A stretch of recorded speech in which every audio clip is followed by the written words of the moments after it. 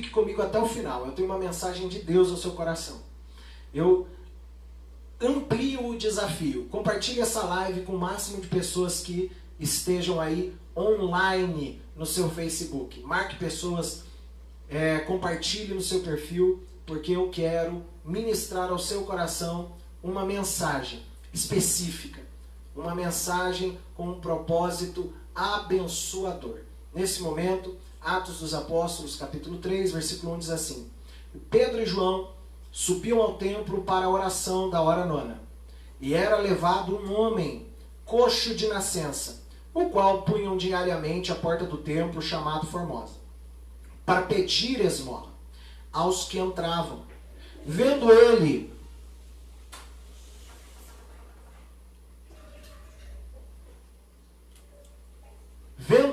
a Pedro e João, que iam entrar no templo, implorava que lhe dessem uma esmola. Pedro, fitando-o juntamente com João, disse: olha para nós. Ele os olhava atentamente, esperando receber alguma coisa. Pedro, porém, lhe disse: não possuo nem prata nem ouro, mas o que tenho isso te dou, em nome de Jesus Cristo, o Nazareno. Anda, levanta e anda.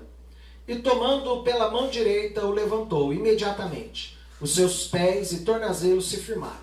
De um salto se pôs em pé, passou a andar e entrou com eles no templo, saltando e louvando a Deus. Amém. Pedro e João subiam juntos ao templo à hora da oração. E o texto nos informa, a hora nona. Eles estavam indo para o templo orar. Prática esta que era comum para os judeus que frequentavam o templo para orar 3 vezes ao dia. Haviam 3 horários reservados para a oração no templo. O horário das 6 da manhã, o horário das 9 e também o horário das 3 horas, que é considerado a hora nona. Veja que Pedro e João são apresentados indo orar no templo no capítulo 3, após um grande e espetacular acontecimento espiritual. Eles são apresentados indo orar no templo, aqui no capítulo 3, após um mover sobrenatural que mudou a história da igreja e que deu origem ao movimento da igreja primitiva, que deu origem ao crescimento da igreja, o movimento que inaugurou a igreja primitiva. Ora, eu estou falando de Atos 2, o movimento pentecostal, o acontecimento glorioso que garantiu à igreja primitiva capacidade, unção, ousadia para ministrar aos corações de todo o ser humano. A Bíblia Sagrada nos mostra que Pedro e João, eles passam pelo Pentecoste. Pedro e João são impactados pelo mover do Espírito. Mover este que garantiu a eles capacidade de falar em outras línguas. Mover este que garantiu a eles um enchimento, um transbordar do Espírito Santo. Um movimento este que foi coroado com a conversão de 3.000 almas. E agora, este acontecimento, Pedro e João nos são apresentados indo ao templo orar. Veja, eles são apresentados indo ao templo orar. Eles recebem um poder imenso, recebem uma graça imensa, possuem com Deus uma experiência grandiosa. E agora eles são apresentados indo ao templo orar. Eles estão indo orar. E isso para nós é algo fabuloso. É algo simplesmente fabuloso. Por quê? Porque eles são impactados por uma experiência gloriosa, mas eles não se fiam nessa experiência gloriosa. Eles vão continuar mantendo a rotina de oração. Eles vivenciarão um mover sobrenatural, mas este mover sobrenatural não servirá de padrão para que eles deixem de buscar ao Senhor confiando na experiência que tiveram. Eles não serão presunçosos, pelo contrário, eles continuarão no caminho da dependência. A vida de oração que os levou a vivenciar aquela experiência gloriosa não é cessada, travada, limitada, paralisada após essa experiência. Pelo contrário, ela vai continuar viva. Muitos de nós vivenciamos experiências sobrenaturais por intermédio da oração, e logo após estas conquistas espirituais, nós travamos a nossa vida de oração na confiança de que aquela experiência será o suficiente para nos mantermos durante a jornada, nos mantermos vivos durante a jornada. Você precisa entender que a oração não pode ser o recurso do negligente. A oração tem que ser um estilo de vida para o prudente. A oração, ela não pode ser o recurso para que você busque somente a misericórdia. A oração tem que ser o recurso para que você não entre em tentação. A oração não pode ser não pode ser o para que você conquiste uma bênção. Ela precisa ser um estilo de vida para que você mantenha essa bênção, para que você se mantenha abençoado. Você precisa entender que a oração, ela é essencial e ela é o recurso que nos ajuda a manter viva a nossa vida espiritual. O texto diz assim, que a hora da oração,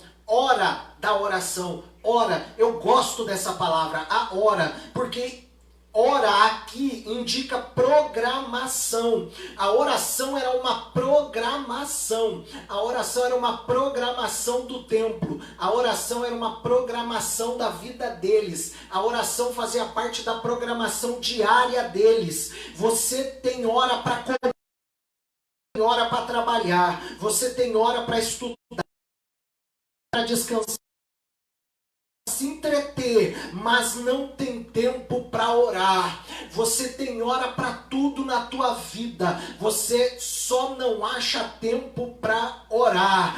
Pedro e João entenderam a importância de ter tempo para orar. Pedro e João entenderam: o que recebemos, nós só manteremos por intermédio da oração. Conquistou um dom, continua orando. Conquistou uma experiência,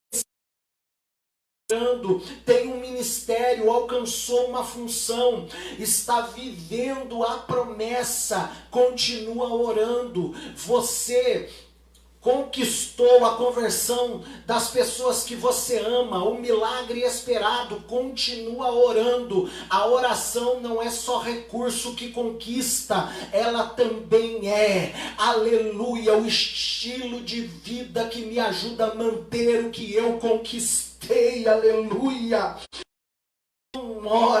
Quem não ora, aleluia, quem não ora, ele até tem, mas não mantém. Quem não ora, ele até chega a ter. Quem não ora, até tem, mas não mantém. Eu vou repetir isso aqui. Quem não ora, ele até chega a ter. Quem não ora, ele até tem, mas ele não. Cheio de gente que está cheio de gente que tem promessas, está cheio de gente que tem ministério, está cheio de gente que tem chamada, está cheio de gente que tem família, está cheio de gente que tem posses, benefícios que foram conquistados por coração. Tem, mas não mantém. Não consegue orar, não consegue clamar, ele só ora se for pressionado por um problema, ela só clama se for pressionado por uma situação. Você está aí me assistindo e você só acha que é espiritual porque você fica pulando de live em live para ouvir palavra, mas orar que é bom nada, orar que é bom nada. Tem gente que está sustentando o seu ministério com uma experiência de 10 anos atrás. Tem gente que está sustentando o seu ministério com uma manifestação espiritual de 15 anos atrás. Tem gente sustentando o seu ministério com uma profecia que foi recebida em infância, e tem gente aí que está achando que isso é o suficiente para sustentar uma chamada por 20 anos. Eu quero te dizer uma coisa: profecia recebida em culto não é o suficiente para sustentar sua chamada toda a sua vida. Então levanta, vai orar e vai garantir que o que você recebeu não se perderá com o tempo. Vai buscar, vai clamar e vai garantir que o que você recebeu não vai ser perdido com o tempo. Sabe por que Pedro e João estão indo orar? Porque eles sabem que se eles aquilo que eles receberam em Atos 2 se perderá com o tempo. Eles estão indo orar porque eles sabem que aquilo que eles receberam em Atos 2, se eles não clamarem, não tiverem uma rotina de oração, vão perder com o tempo. Preste atenção no que eu vou te falar. Só se perde a unção com o tempo quem não tem tempo para orar. Só se perde o relacionamento com Deus com o tempo quem não tem tempo para orar. Só se perde o amor pela obra com o tempo quem não tem tempo para orar. Só se perde a chama pentecostal com o tempo quem não tem tempo para orar. Só se perde os dons quem não tem tempo para orar. Você está justificando a sua qualidade de vida espiritual na igreja, na bateria, no som, nos louvores, no estilo de culto, no pastor. Você está fiando a sua fé, o seu estilo de vida espiritual nos outros, quando na realidade você perdeu com o tempo é porque você deixou de ter tempo para orar. Mas hoje Deus está te chamando para esse compromisso. Deus está te chamando. Entra pelo caminho da oração e eu vou devolver a você a unção, o dom, a graça, o ministério. Não escolha perder com o tempo porque você não tem tempo para orar. Decida manter o que você tem através da recuperar o que perdeu através da oração, mas que nessa noite seja noite de retorno ao caminho da oração. Aleluia! Glória a Deus! Quem sabe Deus parou tudo, Deus nos impediu de entrar no templo porque Ele estava cansado de aparência. Eu não posso generalizar, tem muita gente santa, muita gente, mas a realidade é que nós maquiamos o nosso relacionamento com Deus com frequência de culto. A realidade é que nós maquiamos a nossa vida espiritual com um ambiente de culto. A verdade é que a gente se escondeu atrás dos períodos de louvor e atrás daqueles arrepios e manifestações que o ambiente de culto proporcionava, e ali a gente acreditava que era o suficiente para nos sentirmos próximos de Deus. Porque o meu tempo no templo não substitui o meu. Repetir essa palavra porque você precisa gravá-la. O meu tempo no templo não substitui o meu tempo de oração. Eu vou repetir de novo. O meu tempo no templo não substitui o meu tempo de oração. O meu relacionamento com Deus começa na oração. Se eu não tenho oração, meu tempo no templo é em vão. O meu relacionamento com Deus começa na oração. Se eu não tenho vida de oração, vão, a gente chega no templo atrasado, a gente senta no banco de qualquer jeito, faz uma oração sem vergonha, não abre a boca para convida, chama para oração, mal louvando, e depois nós acreditamos que é o suficiente para dizermos estar em comunhão com Deus. Estamos enganados, e para isso talvez Deus teve que parar a nossa frequência no templo e nos levar de volta às nossas origens. Oração, porque o meu tempo no templo não substitui o meu tempo de oração. Receba hoje, sabe aonde? É nos teus joelhos, que você sinta vontade de orar, que você sinta vontade de clamar. Separe um tempo para buscar o Senhor de porta fechada, que você separe um tempo para buscar o Senhor, porque é orando que nós alcançamos a presença de Deus. Alguém chegou para Charles Spurgeon e perguntou para ele qual é o segredo do sucesso do seu ministério, e ele disse: eu trabalho de joelhos. Eu trabalho de joelhos.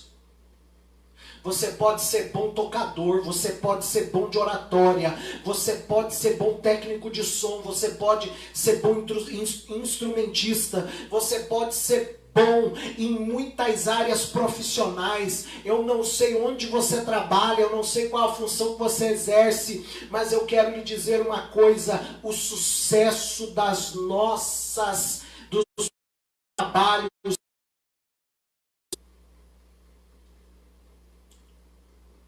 aprenda o caminho da oração, ou reaprenda o caminho da oração.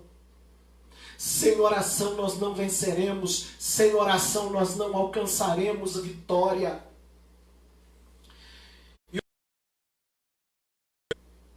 Que Pedro e João estão indo para o templo orar, e está na porta do templo um homem que era trazido. Um homem que era trazido. Um homem que era trazido. Um homem que era levado ao templo e colocado na porta do templo para pedir esmolas, pois ele era coxo. E algo me chamou a atenção, que é a questão deles ser levado à porta do templo, dele ser trazido, dele ser levado à porta do templo. Era trazido, né? O texto diz que era trazido, era levado um homem coxo de nascença. Preste atenção aqui. A chegar na porta do templo, para que, uma vez que ele não conseguia exercer profissão devido à sua condição, e nós estamos falando de um contexto completamente diferente do contexto que nós vivemos hoje, porque o contexto de hoje tem uma função de incluir as pessoas socialmente, independente de qualquer dificuldade que ela possua. E isso é muito importante, mas o contexto em que este homem vivia é completamente diferente, aquém do nosso. E a Bíblia diz então que algumas pessoas se importavam com ele a ponto de colocá-lo na porta do templo para pedir esmola. ele está ali para pedir esmolas. E alguém se preocupa em levar ele ali para que ele possa conseguir meios para subsistir, para sobreviver. Eu não vou falar viver, porque a condição em que ele vive é sobreviver. E ele vai passar os seus dias na porta do templo, sendo levado diariamente por um grupo de amigos, para que ele pudesse levantar condições para sobreviver. E a ação desses amigos me chama a atenção, porque eles faziam de boas intenções, eles agiam de uma forma simples, mas acredito eu, e eu estou agora inferindo, sentimento, mas eu acredito que eles faziam isso por piedade àquele homem e o levavam à porta do templo para pedir dinheiro.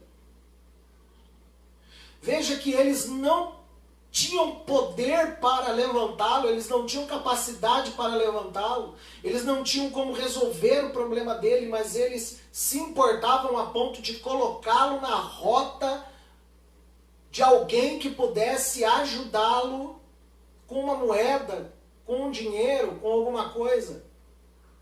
Sem perceber, sem saber, sem sequer imaginar, um dia eles vão levar aquele homem para a porta do templo, mas não precisarão buscá-lo, porque sem imaginar aquelas indas e vindas para ajudá-lo, surpreendentemente, vão garantir que em um determinado dia eles encontrassem com 2 homens de Deus que vão levar o milagre àquele homem. E agora o dia não terminará com eles indo buscá-lo, mas voltando sozinho, andando para casa.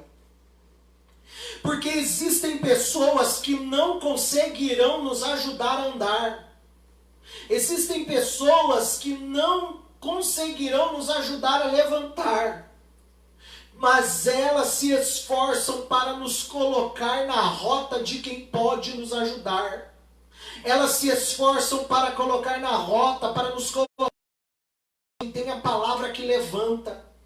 Elas se esforçam para nos colocar na rota de quem pode nos ajudar. Preste atenção no que eu vou te dizer nessa noite. Continue colocando as pessoas na rota de quem pode ajudá-las.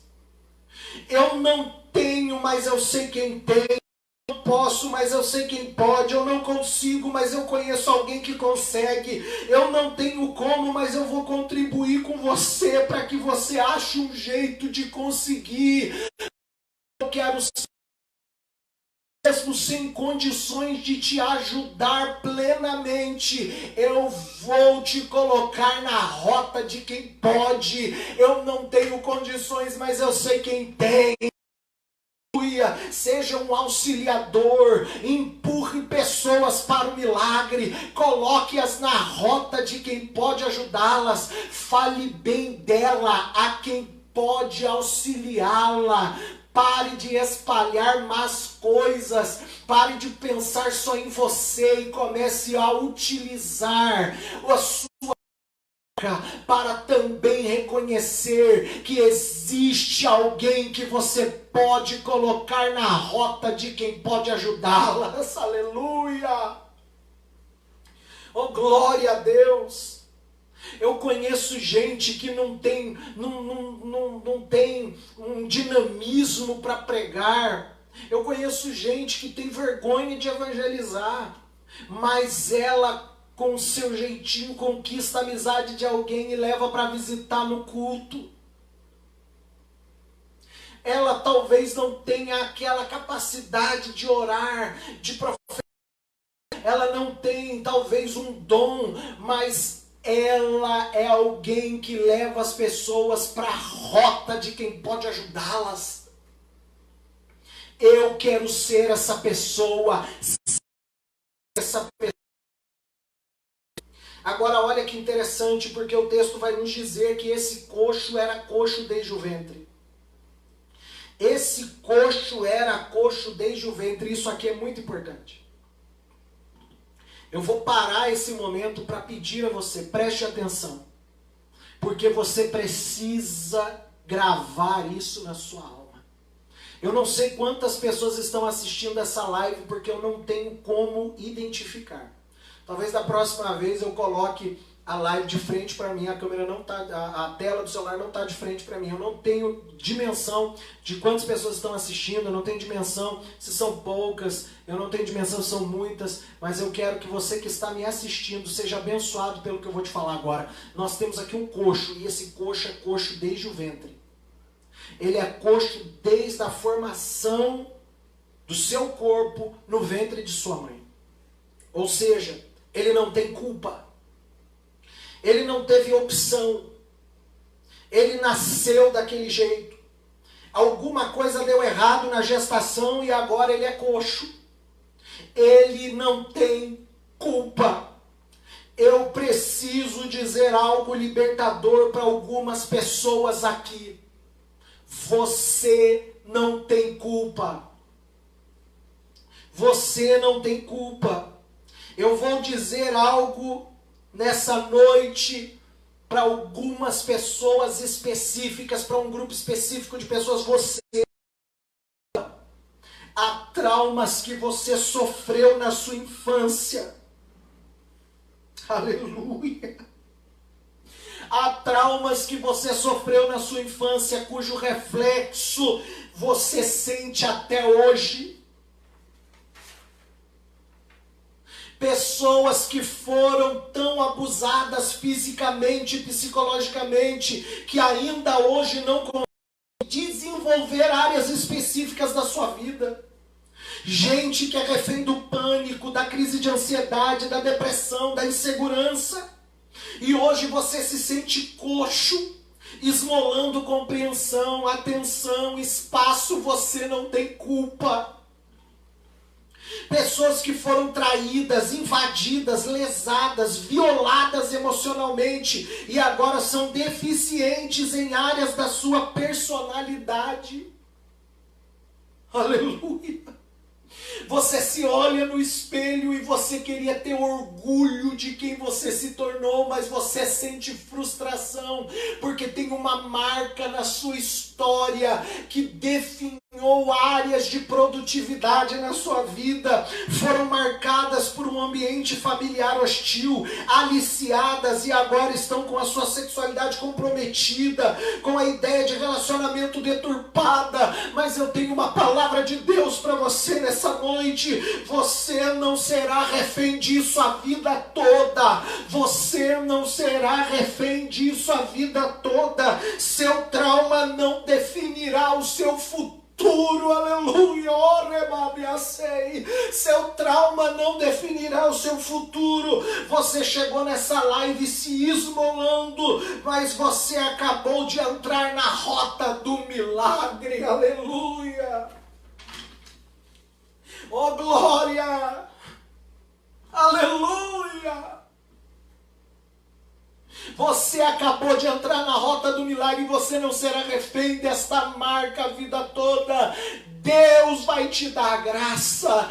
Deus vai te dar a graça, vai te trazer o milagre. Creia. Deus vai preparar uma porta. Deus vai preparar um escape, Deus vai te dar um direcionamento, vai te aproximar de alguém, vai te abrir um espaço para chegar até o auxílio. Aleluia! Eu creio que Deus vai te ajudar a encontrar um escape para essa situação. Aleluia! E agora Pedro e João dizem, olha, ou melhor, agora Pedro e João estão passando naquele caminho. E quando eles passam, aquele homem pede uma esmola. Eu estou encerrando. Eles passam e aquele homem pede uma esmola. Quando ele pede uma esmola, Pedro e João olham para ele. E olhando para ele, Pedro dirá, olha para nós. Isso é incrível. Isso é um absurdo. Isso é assustadoramente incrível, é devastador. Porque nós aqui vivemos num contexto bastante complexo dentro da igreja.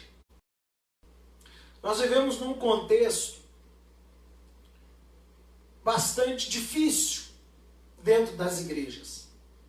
São várias personalidades, pessoas com dilemas, cada um com a sua dificuldade, com a sua complexidade. E a convivência constante termina por revelar detalhes da nossa deficiência, da nossa personalidade, que não são agradáveis a todos. E quando isso começa a acontecer, passamos a ter arranhões, encontrões, problemas no meio da igreja. Agrada um, não agrada outro, agrada outro, não agrada um. Fala-se de qualquer jeito com o outro, desrespeito. E alguns problemas difíceis, alguns desabores, algumas questões. E às vezes elas se resumem em questões bobas. Normalmente começam com coisas simples. E aí, estes probleminhas costumam a nos levar ao seguinte conselho: não olhe para fulano, olhe para Jesus. Não olhe para Bertano, olhe para Jesus. Não olhe para fulano de tal, olhe para Jesus. Não olhe para aquilo, olhe para Jesus. Não olhe para a qualidade disso, olhe para Jesus. Não olhe para a voz, olhe para Jesus. Não olhe para o som, olhe para Jesus. Não olhe para a qualidade da live, olhe para Jesus. Ou não olhe para os equívocos da live, olhe para Jesus. E a gente costuma usar isso. Porém, Pedro e João vêm na contramão de tudo isso e eles dizem: olhe para nós. Oremarras. Deus está nesta noite nos chamando para resgatar a identidade cristã da igreja, a identidade cristã. Deus está nos chamando para resgatar a postura exemplar que nos, aleluia, referências para que pessoas possam se aproximar de Jesus através de nós. Deus hoje está nos convocando para vivermos um tempo de resgate. Nós não falaremos somente olhe para Jesus para disfarçarmos, escondermos e superarmos os defeitos dos outros. Nós vamos falar olhe para nós, porque nós temos a essência de Jesus. Aleluia, oh glória, aleluia. Na verdade, isso aqui também pode ser um exercício de compreensão. Na verdade, isso aqui pode ser um exercício de cristianismo. Na verdade, isso aqui pode se tornar um exercício de humanidade, porque nós só falamos olhe para Jesus outros, porque nós temos dificuldade em reconhecer a qualidade do próximo.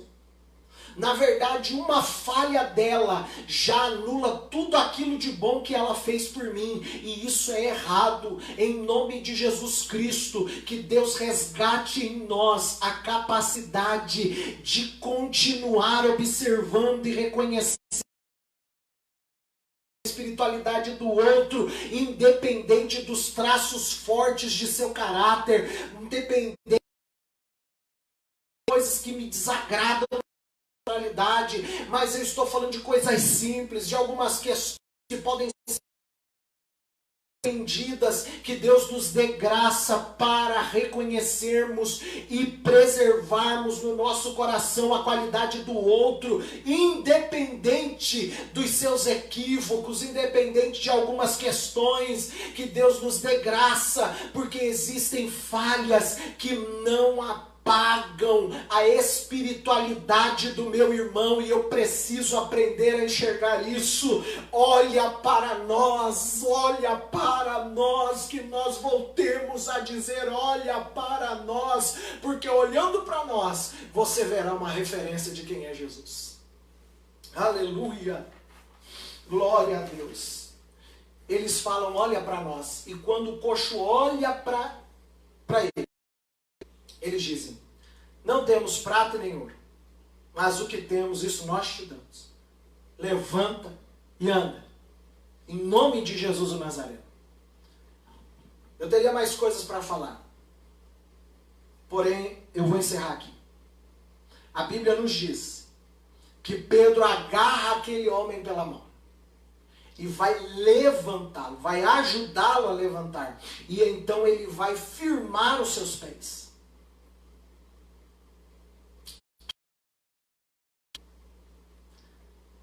Que coisa poderosa! Ele recebe poder em Atos 2. E ele agora usa esse poder em prol do reino. Que manifestação gloriosa! Que Deus nos dê graça para resgatarmos as mãos espirituais e poderosas. Mas o que eu quero me prender é que aquele homem, ele estava ali esperando uma esmola. Esmolas que ele já recebia de todos. Porém, quando Pedro passa por ele, ele não lhe dá uma esmola. Ele lhe oferece um milagre. Mas é muito interessante, porque tudo isso acontece durante a hora da oração. E a hora da oração é chamada de a hora nona. E sabe qual é a hora nona? A hora nona, ela foi exatamente a hora em que Jesus entregou o seu Espírito e morreu na cruz do Calvário. A hora nona é exatamente o momento em que Jesus disse: está consumado. E então morreu por nós no Gólgota. A hora nona é exatamente a hora em que Cristo morreu por nós. Entenda que a hora nona, que era o último período de oração no templo, era também considerado a hora da oferta. Quem ia para o templo naquele horário ia empunhando algumas moedas ou a sua oferta para entregar no templo. Por isso, aquele homem ficava estrategicamente na porta do templo para receber deles o dinheiro que eles levavam para ofertar, na expectativa de que pelo menos eles tirassem parte daquilo para atender o clamor daquele coxo. E coincidentemente, ou melhor, de forma incrível, a Bíblia me mostra Jesus morrendo na hora nona. Enquanto Jesus está morrendo na cruz,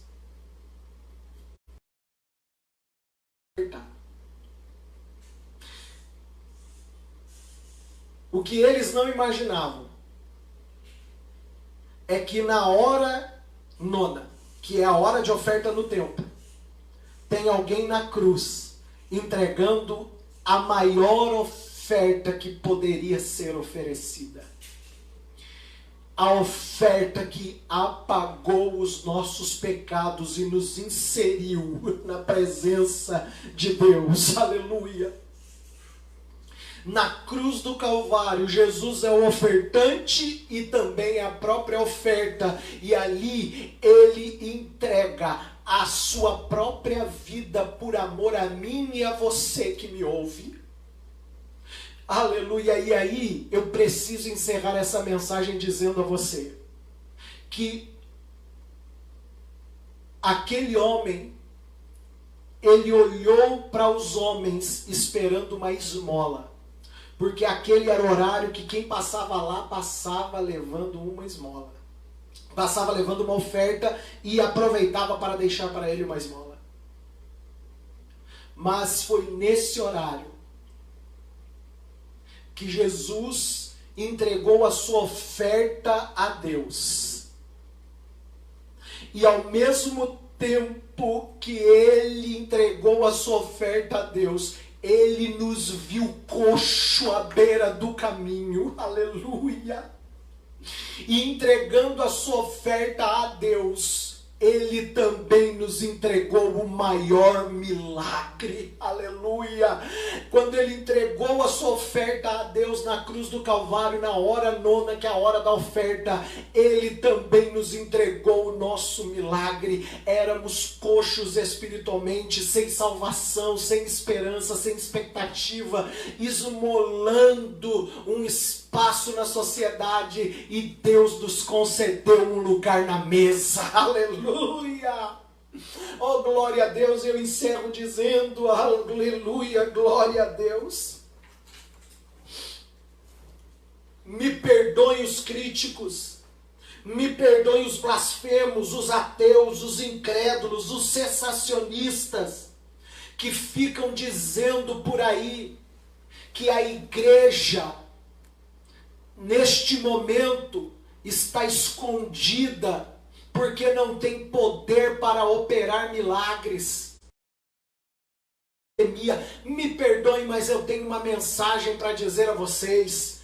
Nós, pentecostais bíblicos, continuistas, cremos que Jesus cura, mas nós entendemos que, em comparação à entrega que foi feita na cruz, qualquer benefício conquistado para esta vida não passa de uma dadivosa esmola para quem não merecia. Eu não estou chamando milagre de esmola, mas milagre, qualquer milagre para esta vida, em comparação à salvação que Jesus me concedeu na cruz do Calvário, não é nada. Me entenda, milagre é milagre. Milagre tem peso de milagre, tem cheiro de milagre, causa impacto como milagre. Mas a minha fé não depende de milagre para ser ativada. A minha fé está consumada na entrega que Jesus fez na cruz por mim. Aleluia!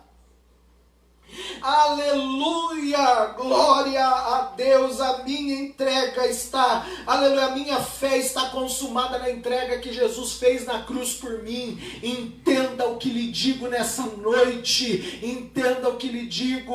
A Pedro e João ofereceram àquele homem um milagre, ele recebeu um milagre, glória a Deus pelo milagre, mas o maior milagre que nós poderíamos receber foi aquele que Jesus nos concedeu ao ofertar a sua vida na cruz. Que Deus te abençoe. Que Deus te abençoe. Que Deus abençoe sua casa. Que você que me ouve entenda. Não permita que a sua fé em Deus diminua por causa dessa crise. Não permita que a sua fé em Deus diminua porque alguns milagres não aconteceram. Pelo contrário, lembre-se que o maior milagre foi quando Jesus passou na cruz do Calvário, se entregou em oferta por nós e nos salvou pelo seu bendito sangue. Vamos orar nesse momento? Feche os seus olhos e ore comigo. Deus, eu me coloco na tua presença nesse instante. E eu te louvo, Pai, pelas pessoas que assistiram essa live e por aquelas que assistirão. Que o Senhor possa abençoá-las por intermédio dessa mensagem que foi pregada.